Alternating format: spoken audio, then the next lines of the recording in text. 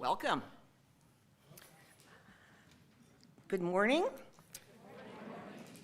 All those of you who are here right here with us in this sanctuary, as well as those who are joining from home, perhaps the group at Givens Estates who gathered together to watch. Whoever you are, whomever you love, however you identify, whatever yearning for hope brings you here today, we are glad to be together. My name is Mary Alm. I'm your worship associate this morning. I am a rather short female elder. I have short, straight, gray hair and pretty fabulous glasses that people sometimes identify as purple and other times as blue, and there's a little light blue and a little white, and you can't tell it, but they're made of corn, not petroleum. With me in the chancel this morning is our lead minister, Reverend Audette, Dr. Les and our fabulous choir providing music today, and as often, Simon Jacobs handling tech. We're grateful to everyone who lends a helping hand, from our ushers and greeters to our coffee and cleanup mavens, our faith formation collaborators, and everyone who keeps this place humming. This morning is our new member ceremony, always a wonderful event, as we widen our circle and welcome in new friends and co-creators. But now, I want to invite you to take a moment to check your cell phones and make sure they are silenced for this hour that we have set aside just to be here together and welcome the gift of music, not from your phones, but from this amazing choir.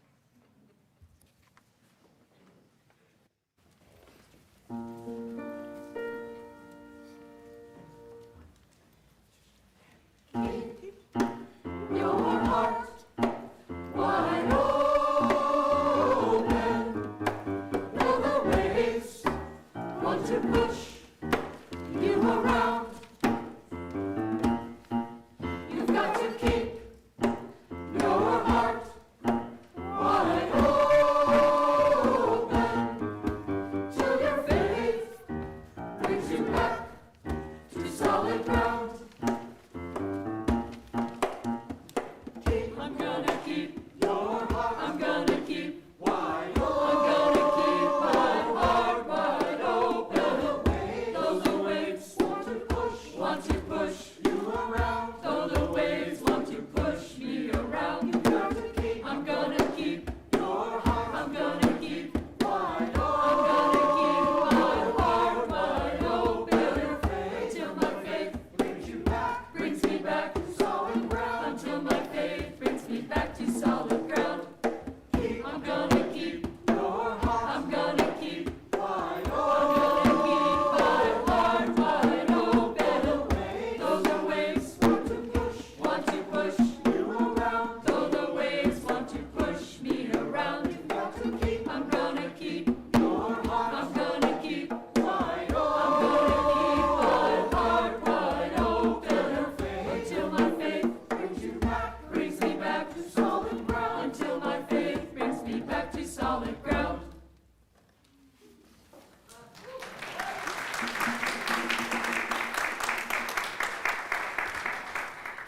What a fantastic way to start this morning. So another way would be to invite Clark and Gemma to join me up here. We got Clark and Gemma here today.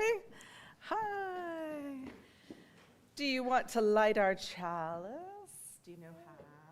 So you're going to put this carefully there. It's going to make a big spark. You put it into the fire, Yeah. and then I put it. Go for it. Watch. It's going to spark. There.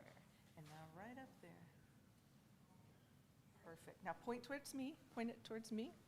And blow it up. Perfect job. There you go. Do you want to blow this one out? Actually, You want to do? Okay. You're going to use that. Slide it out. Got it. There you go. Look at you. Perfect. Thank you both. So, along with that learning of how to do our chalice, we have these words from Michelle LaGrave, may they be a gift. If you have come here seeking comfort, may your pain be soothed. If you have come here looking for answers, may you find new questions. If you have come here seeking purpose, may your call be awakened. If you have come here hoping to build a new way, may the path open before you. And now let's sing together. This is one that's familiar to many. It's number 118, This Little Light of Mine. Let's sing.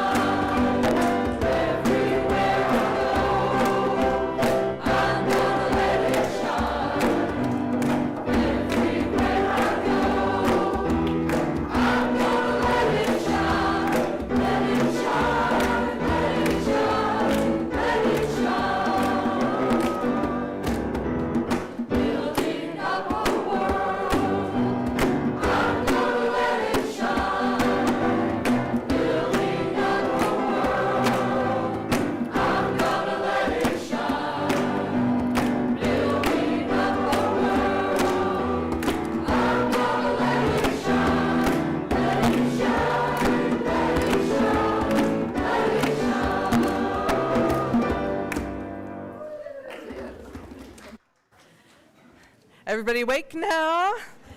Got your heart in a good place? That's wonderful, because what we're going to do next is welcome our new members. Now, if you've taken our new member class, you've been in conversations with Trevor, you've made plans with him to be welcomed into fellowship this morning, we invite you to come on down and line up right here across the front of the chancel. We're going to make a line in front here. Come on down.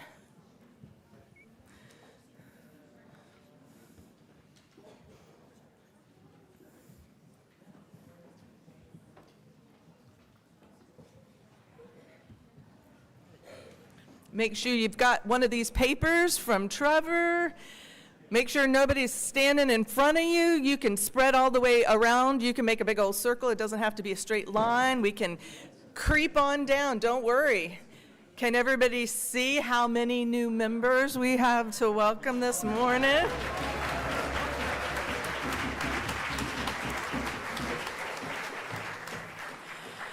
So joining a religious community is a significant undertaking. It is an act of faith and courage, an act of hope and optimism. It is a giving of the heart and hands into a community of people, counting on them to do their best in living up to the values and covenants which bind us together. Today we honor you as you join the others who have made this step before you. And together, a new community is created. It is our work to build the world of our highest vision, a world of peace, freedom, respect for all life, and a commitment to the work of liberal religion in a hurting world. May we be worthy of one another in this great work. Good morning. We welcome you today to join us in the celebration and work of the community. To the new members, we ask that you share your talents, ideas, and thoughtful concerns with us honestly and compassionately, as we promise to include and invite you into relationships that affirm our mission, to grow together in love, to deepen spiritually, and to serve the world through commitment to justice within our free faith. And so here's what we're going to do next. We're going to be going around. We have gifts for you this morning, and we're going to start over there with Benji, and we're going to have folks come either as individuals, if you're here as an individual, or as a family, if you're here as a family, to the microphone just to tell us your name so we can hear your name spoken. They'll hand you your gifts, and then you can step back into the line, and the next person will introduce themselves. Does that make sense? Okay, starting over there. Come on down, Benji, to the microphone there. Say my name? Please. Benji Watterson.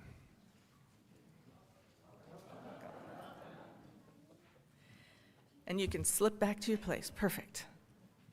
Who is this stranger? Hello, my name is Eliza Martin. Welcome.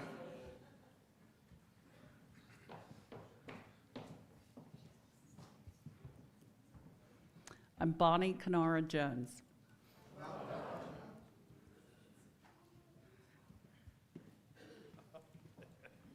Good morning. Charles Forrest. And Diana Forrest. Welcome. Thank you. Jerry Ewing. Welcome. John Krotz. Welcome. Good morning, I'm Meredith Gregory. Welcome. And I'm Lisa Schwartz. Welcome.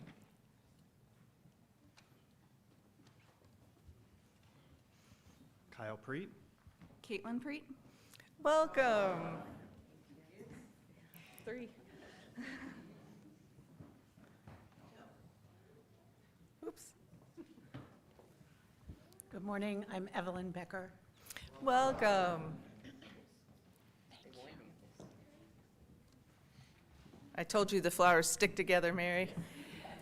Good morning, I'm Joanna Hewlett, and also I have a husband who's not here, Stephen Hewlett, and my son Sam. And My name is Lucy. Welcome.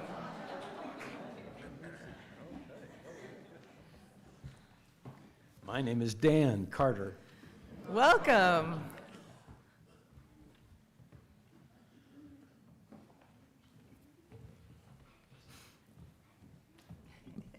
I am very short, and my name is Deborah Tatko. And I'm Dakota Forgione. Welcome. Thank you. Thank you. Thank you. Hi, I'm Dee Liston. And I'm Relinda Walker. Welcome.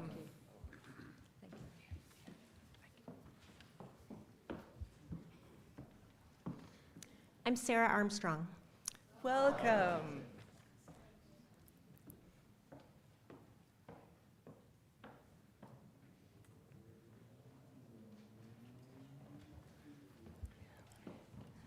Hi there, I'm Tobin Poppenberg. And I'm Soren Poppenberg. I'm Soleil Poppenberg. And I'm Jasmine Friedman. Welcome. Thank you. Is that the last of the line? Terrific. So now we're going to invite the new members. You have something on your piece of paper. We're going to invite you to recite your part together that begins with "Freely I enter." Freely I enter into this covenant of community, bringing my whole self, my gifts, my joys, my sorrows, and my growing edges, to join in the work of connection, inspiration, compassion, and justice. I promise to participate as fully as I am able, to share in the life of this congregation, and to support its work generously. In this spirit, I join you today. And at this time, I invite the members of the Unitarian Universalist Congregation of Asheville to rise as you're willing and able and share this statement here on the screen of welcome and affirmation. This morning, we covenant with you to make a place for you in our circle of friendship and trust. We affirm that the life of our community is strengthened when new hearts and minds are embraced and included, as you and your gifts will be embraced and included. We promise to walk beside you, lend you comfort and encouragement on your spiritual journey, and to work together in love and for justice. We welcome you into fellowship at the Unitarian Universalist Congregation of Asheville. Woohoo! Y'all can make your way back to your seats. If you see someone with a flower, please make sure you've introduced yourself and said hello today. All right, and now what we're going to do, as soon as we've cleared a little space, is we are going to sing the kiddos out to their faith formation classes. If you are newer or have someone new, a new adult with you this morning, they may want to go with you to see where your classes are and where to pick you up after the service. So let's sing together as you go.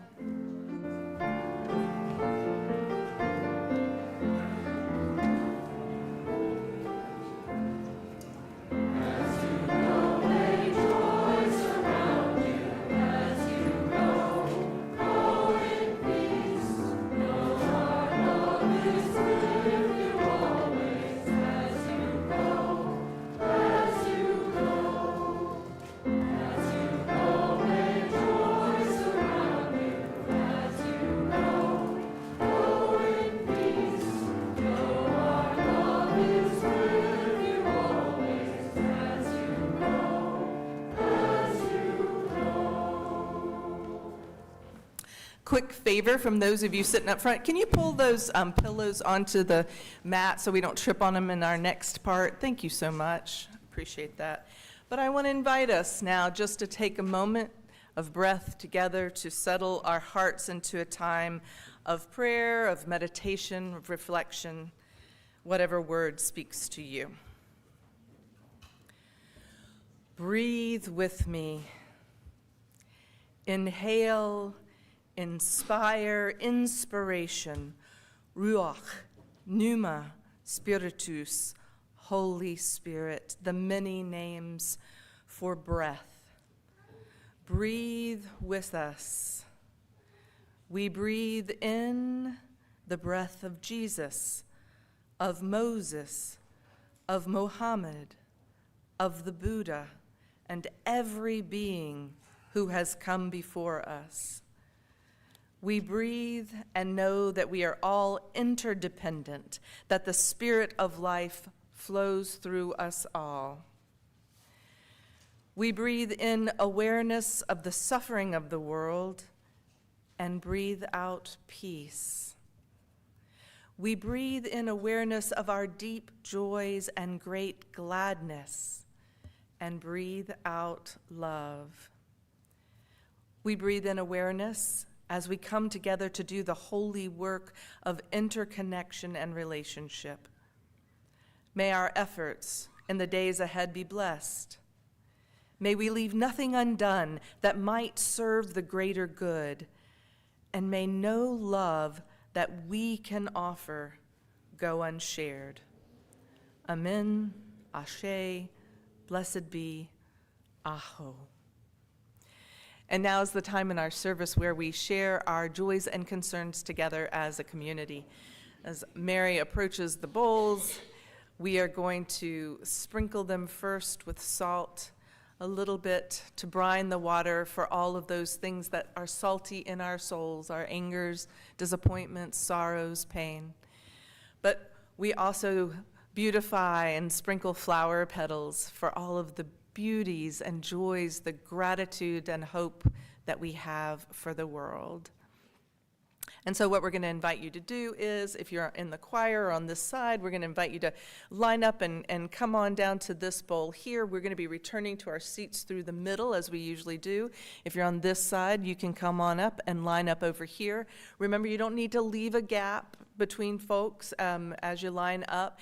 And if you're trying to return to your seat, do be it's okay to say, "Excuse me," to the folks who are lining up.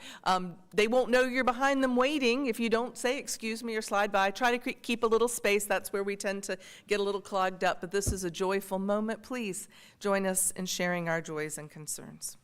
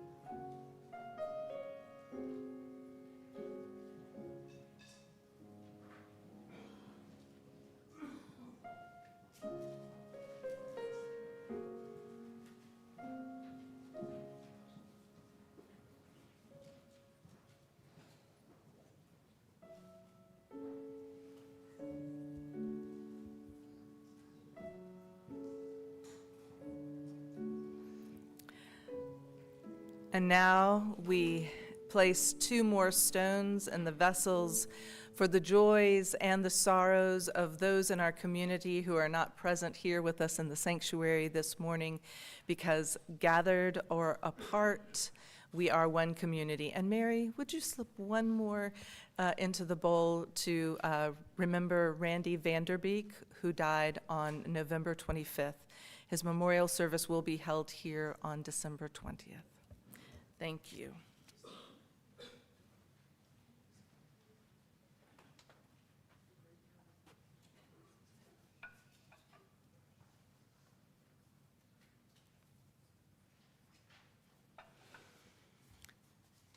Our reading this morning is the infamous poem "If" by Rudyard Kipling. It was written in classic patriarchal style, but Reverend Audette reminds us that we UUs are pretty adept at translating. So although we retain it here in its original form, she reminds us to consider its application to all of us. And I have a personal connection with the poem and was startled to see that I was going to be reading it today. But I am game on considering it afresh, right up until the final words. But by those, well, there is a baby in that bathwater. Listen up. That's not part of the point. If you can keep your head when all around you are losing theirs and blaming it on you, If you can trust yourself when all men doubt you, but make allowance for their doubting too, if you can wait and not be tired by waiting, or being lied about, but don't deal in lies, or being hated, and don't give away to hating, and yet don't look too good nor talk too wise. If you can dream and not make your dreams your master, if you can think and not make your thoughts your aim, if you can meet with triumph and disaster and treat those two impostors just the same, if you can bear to hear the truth you've spoken twisted by knaves to make a trap for fools, or watch the things you gave your life to broken and stoop and build them up with worn out tools. If you can make one heap of all your winnings and risk it all on one turn of pitch and toss and lose and start again at your beginnings and never breathe a word about your loss.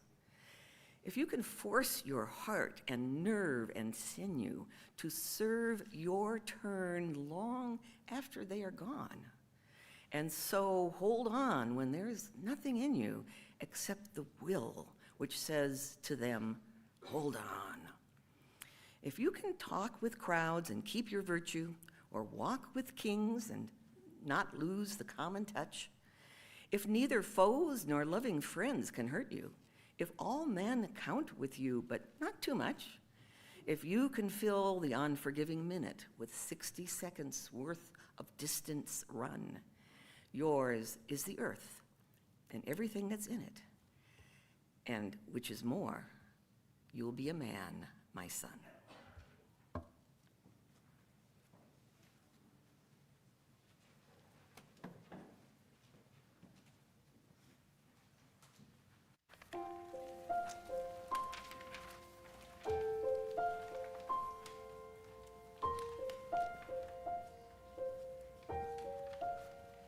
We light a candle and we remember there is hope in this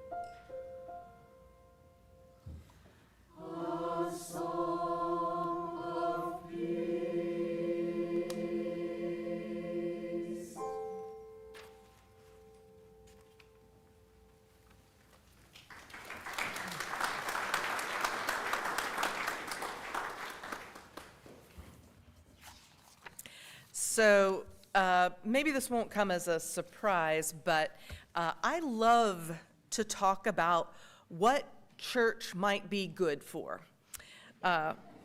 Once upon a time, we had a UUA settlement director named John Weston, and he wrote this fascinating conference piece called Corruptions in Ministry. Now, basically, this paper is an extremely brave and thoughtful look at what happens when a mid-sized to large church, when the spaces between people grow, including the space between the ministers and individual congregants, the spaces, because you're bigger and you don't see everybody.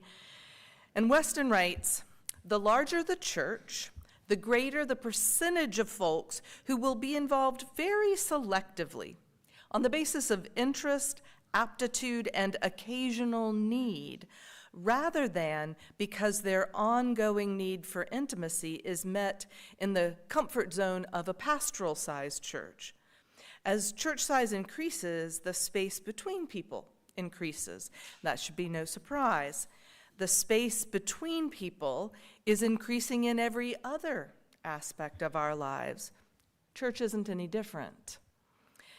Now, the statement itself actually points to one question here, which is, what is church good for? Church is actually good for relieving that space between people, because even in a large and growing church, people can find their community within smaller circles inside the whole. Nonetheless, those who commit themselves to church, who attend regularly and participate with an open heart, right, find that community opens back up to them as well. So, one of the biggest challenges that all voluntary organizations of every kind are facing right now is a decline in the regular, consistent, and reliable participation of individuals. In every arena, people are becoming both more selective about their voluntary associations and a little more relaxed about their commitments to it. This causes an inevitable effect in the quality of the relationships that are formed between people. A church isn't immune from that same effect. The degree to which you participate and commit is basically the degree to which you will find and help create true community. And one thing that was really amusing to me is just this week, a conversation occurred among ministers about the use of the word churchmanship, which is not in vogue for many reasons. Some of them might be obvious to you. Some of them Mary has already commented on. It's not in vogue among UUs. But the word is meant to speak to this. Its definition is the disciplined and steady devotion to the well-being of a religious organization. I assure you, this congregation has a small group, around 20% of people, whose devotion, care, and dedication make this church possible. It is my deepest hope that that devotion and care comes with its own profound rewards, that feeling of being deeply connected, maybe a sense of purpose. Like everything, it is imperfect, but it can be life-transforming.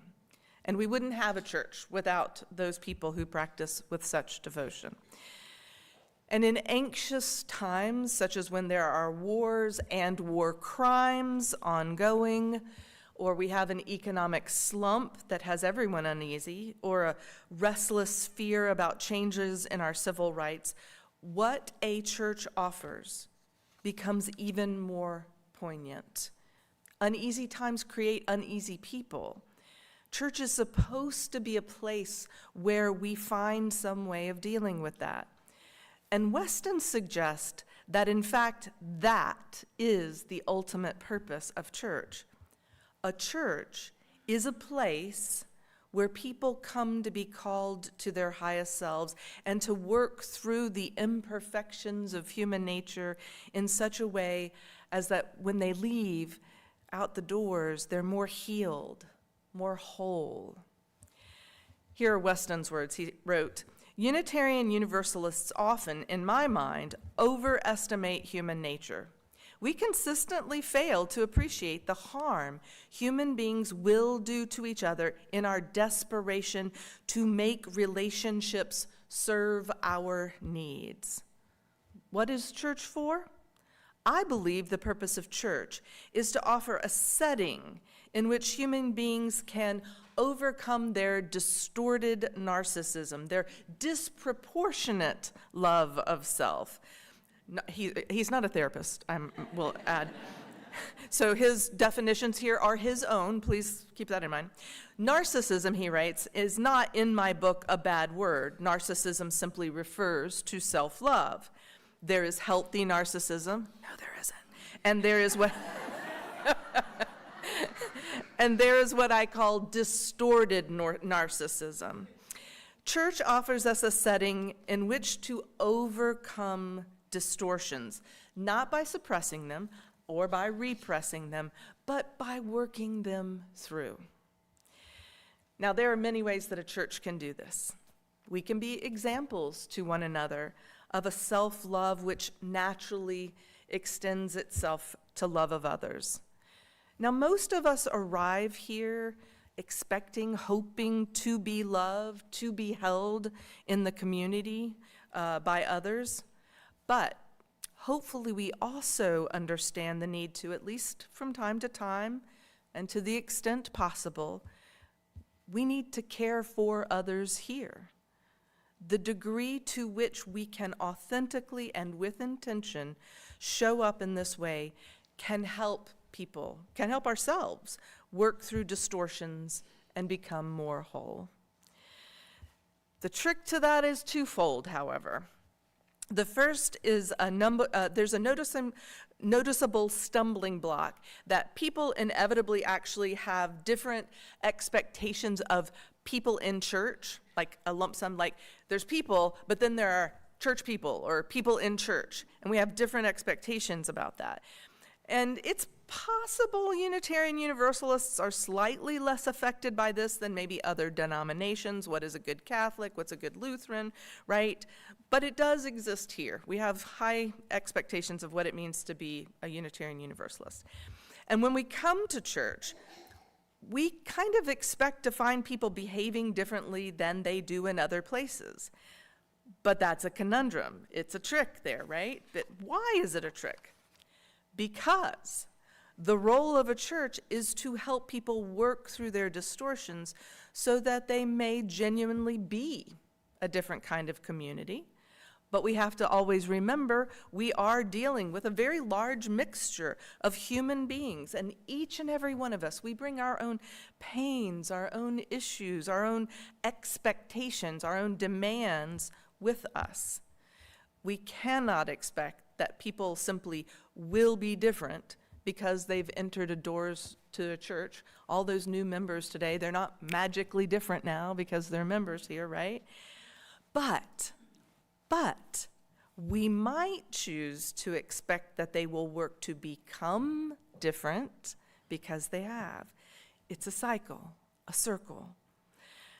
Now, this is a little bit abstract. So how do we work together to become different? Reverend Claudia and I might hold on to a little hope that when we stand before you and we throw out our best and maybe occasionally mediocre pearls at you, you will all find them immediately helpful and transformational.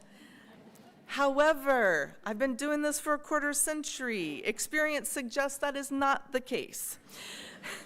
What actually works is very different. It's persistence in coming regularly, talking to other people, other congregants, especially in small groups, where the conversation is less about the weather and the holidays and more about the things that you're worried about, that you're struggling with, the things that you long for, the changes that you are trying to make. It comes first by showing up, and then in being both brave and vulnerable enough to share what is hardest, where the growing edges are. So does everybody know the title of this sermon is The Next Right Thing? You kind of need to know that for this part to make sense. That's what this sermon is called, The Next Right Thing. And the title for it actually comes from a Glennon Doyle quote that just smacked me upside my head in its simplicity and profundity. In the first service, 0 people knew Glennon Doyle. Anyone here know Glennon Doyle? Okay, few people. Doesn't matter. Doyle is an author and recovering Christian activist who's been open about her recovery journal. She also came out as queer in 2016. She is the author of a number of books. Actually, those books, if you read them in order, that's an interesting journey she took. And she is also hosting the podcast, We Can Do Hard Things. And her quote was, "Just do the next right thing, one thing at a time. Don't ask for permission before. Don't explain yourself after. Do the thing. Let it stand." Just do the next right thing, one thing at a time. See, we're not trying to do all the right things all the time forever. We're not dying on a cross of perfection. We're not trying to have everything figured out in perpetuity. Just when faced with a choice, do the right thing that we can see. It might be as simple as choosing to go out and buy something local rather than order from Amazon, or it might be as huge as becoming a whistleblower in a dangerous time. Becoming a person who consistently does the right thing as best as they can is to submit yourself to becoming the shape of love. The truth is that it is rarely easy either to clearly determine what the next right thing is or to do it. The right thing is often hard. It's often inconvenient. Much too often, we don't create the space, the time, the conversations or relationships that allow us to truly figure out what we think the right things are. Because that takes time, it takes energy, it takes effort. But that is what church is for, to take some time to figure out how to do the next right thing, one thing at a time, with others, to make love visible in the world. So take a moment now, just take a moment to think about your own life. Think about your circle of friends, the qualities of your entertainments, the tenor of your interactions with the world. And I'm sure it's true, but how do your values show up in how you choose to spend your one wild and precious life? When you face a choice, how do you check in to determine what is the next right thing to do? For example, I still use Amazon. Some people have to, right? Because geography or their physical or financial conditions necessitate it. Every now and again, I use mine for mere convenience. But being a part of a community that keeps in front of me the struggles of my neighbors and friends who are being targeted by ICE, or in the conversations about the perversions made possible by that soul-destroying gap between the 1% and the rest of us, well, what that does is it more quickly and easily brings into focus just the question, is this choice the right thing? Sometimes that question doesn't even come up. Most moral failings arise not from an intentional lack of care, but from a kind of blindness to a range of moral choices in general. Now, actually, it wasn't Glennon Doyle whom people didn't know. It was Olivia Nuzzi. How many of you know Olivia Nuzzi? Ah, another 100% failure. Well, here we go. If it's not 100%, it's a low, but she was an editor at Vanity Fair. She was a correspondent for New York Magazine, well-known reporter. While reporting on the 2024 campaign, she had an affair with Robert F. Kennedy Jr. while reporting on him. Now, this clearly violates all journalistic ethics, to say nothing of what you might think about the ethics of knowingly participating in some form of adultery. But she's written this book, and she's vaguely discussing the affair with the politician. And she's currently doing some interviews about the book. And I was watching one that she did recently on the Bulwark, and she said something that I think is worth pausing on. She said, I did something wrong, like those ethics exist for a reason. They're really good rules. And I had violated that. And it struck me that it's not like you just wake up one day and make a big mistake, right? It had to have been many imperceptible errors that just contributed to a malformed perspective that led to that kind of mistake. A lot of small errors. We live in a time when anti-heroes like Walter White and Deadpool and Loki and Saul Goodman are all around us. Anti-heroes. The sharp, clear lines of this good, that bad have softened everywhere as we work hard to better understand nuance, to understand human frailty, to try to create more effective change than just punishing wrongdoing without regard to circumstance. It's like the struggle between mandatory minimums and restorative justice practices. There's a long space in between there. It's difficult.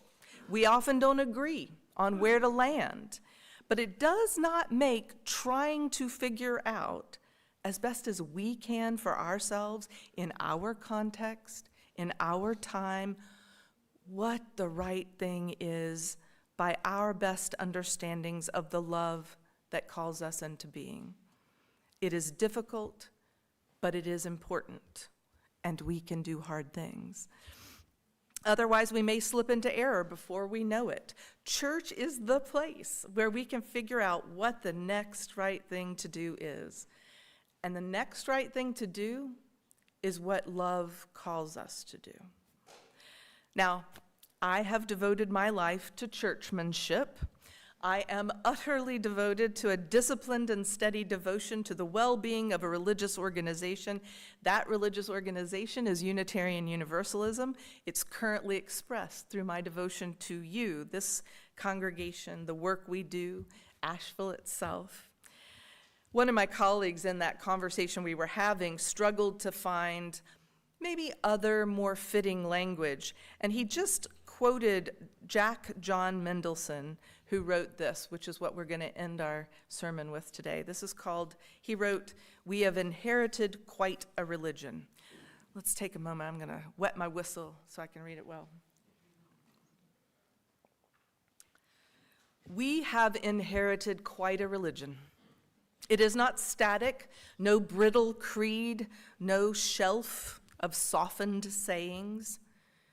It is lived, a striving, a serious shaping of life by principles, by ideals. It sings from the chest, naive perhaps, but heart-swelling and bold enough for leaps, even when the ground is uncertain. It is free, not bound by border or blood, not tethered to time or tribe. It is ours, firsthand, not handed down without question. It is responsible, owning its choices, bearing their weight.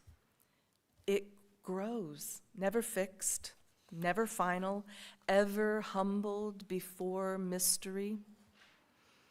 It is tender, compassion at its core, seeing myth not as falsehood, but as the veiled cloak of truth for all who seek. It demands much of sacrifice, of soul, yet it offers tenderness to those who differ. It is social. Its vision stretches towards justice in the circle, in the nation, in the world. It is radiant, crowned in courage, rooted in calm, alive with zest. This is our history, and still our hope. Amen, Ashe, let us keep searching together.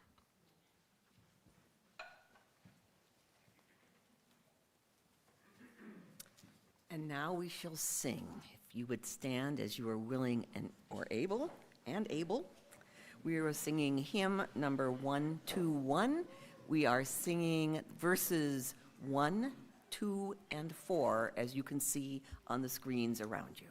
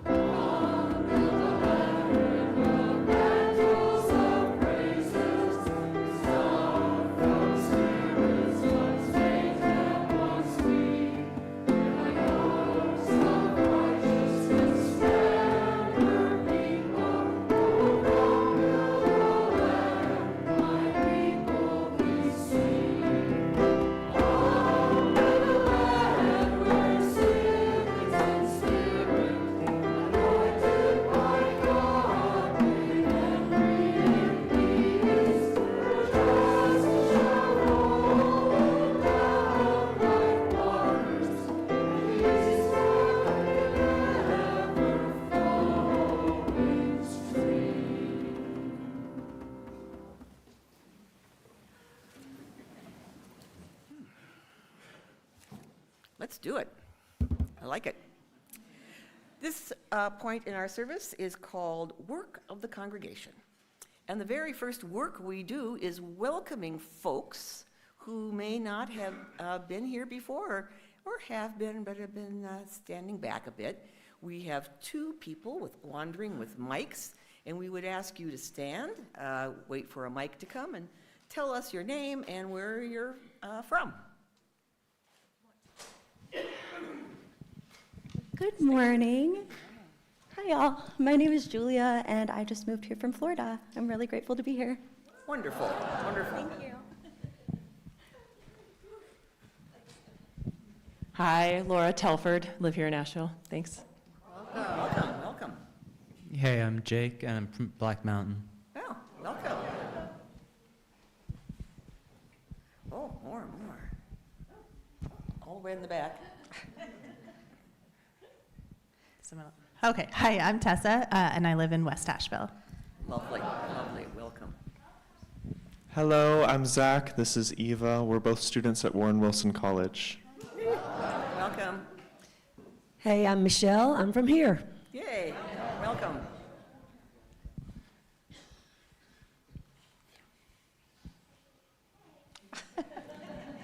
Right next to me. Hey, I'm Jamie. I live in East Asheville. Hey, I'm Jamie, and I'm from Virginia. All right, welcome to you both. Welcome. My name is Melissa, and I just moved here from Virginia. Welcome.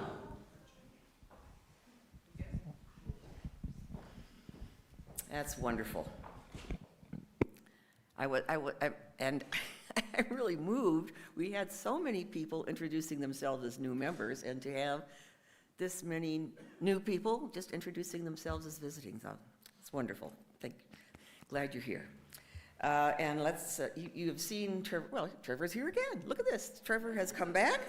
He's our connections coordinator. He's live in person right over here.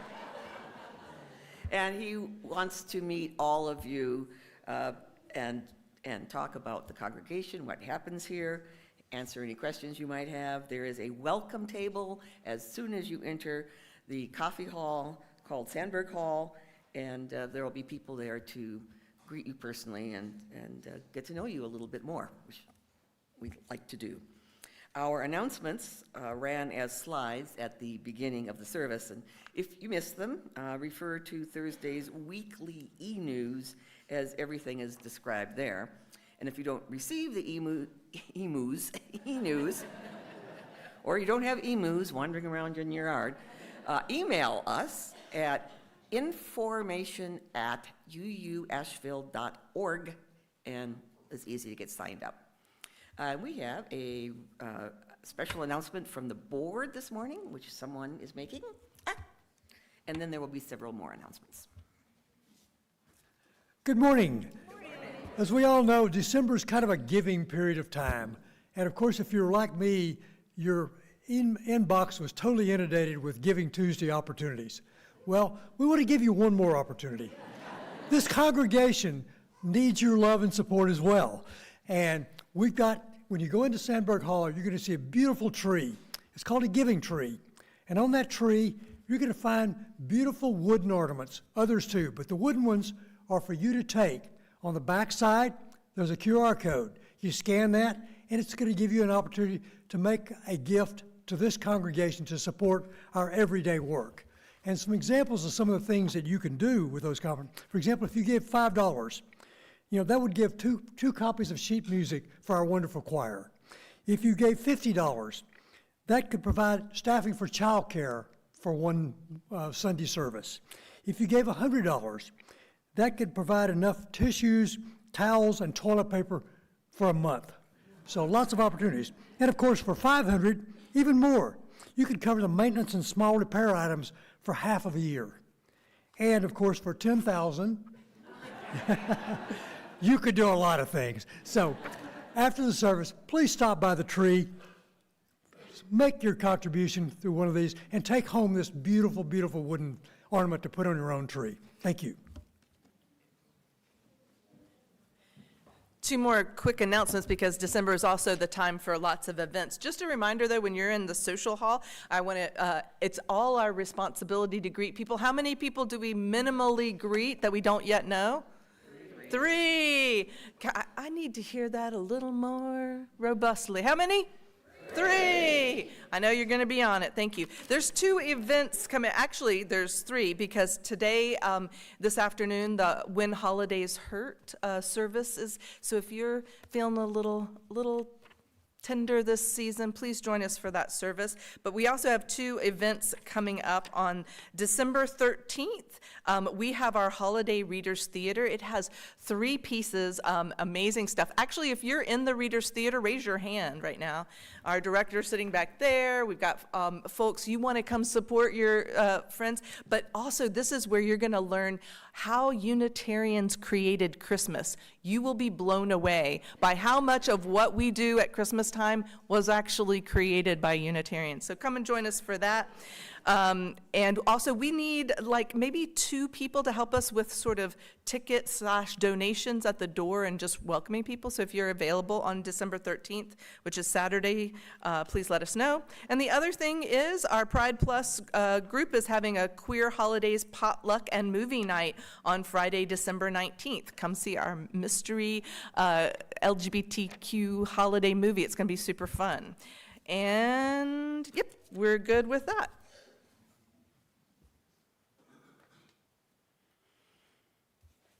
For some, it takes a village. For us, it just takes a congregation. Our community plate this month goes to the Minister's Discretionary Holiday Giving Fund. If you're not familiar with how that works, the fund enables our ministers, both Reverend Audette and Reverend Claudia, to lend additional support to members and friends of UU Asheville who just might be struggling financially this season and perhaps seasons following.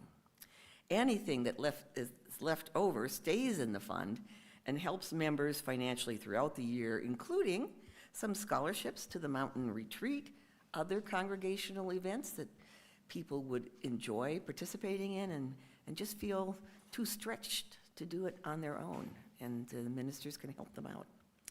The work and ministries of this congregation are entirely, I hope you all understand that that means 100% of the money that supports all of this wonderful work comes from the generosity of our members and friends. We celebrate your generosity every Sunday with music and thanks. You make us possible, and we give thanks for you, and the offering will now be received.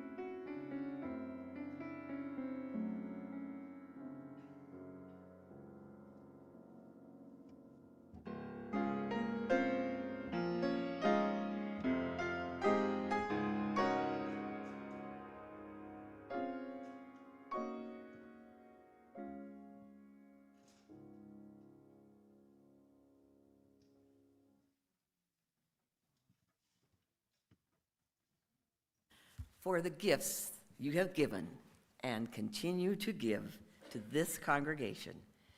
Your very presence, your time, wisdom, and resources, we are so very grateful, as we are grateful for the music provided by Dr. Les and our wonderful choir.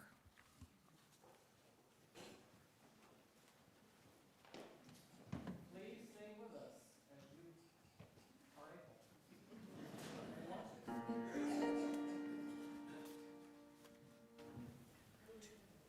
Keep your heart wide open, though the waves want to push you around.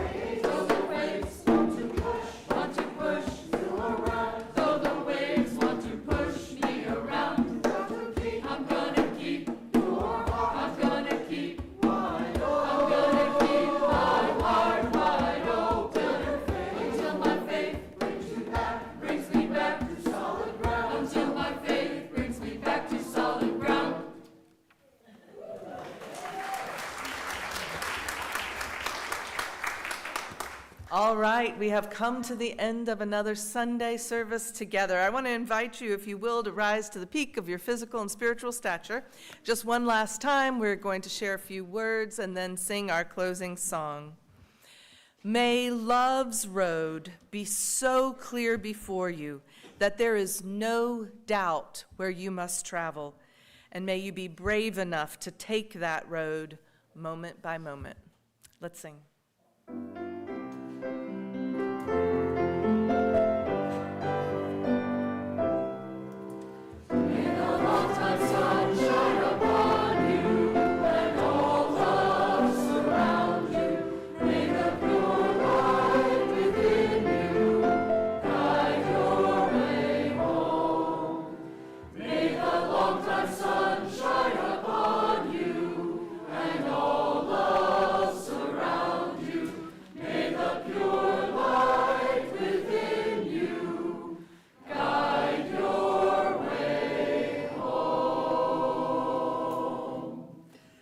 Come have coffee.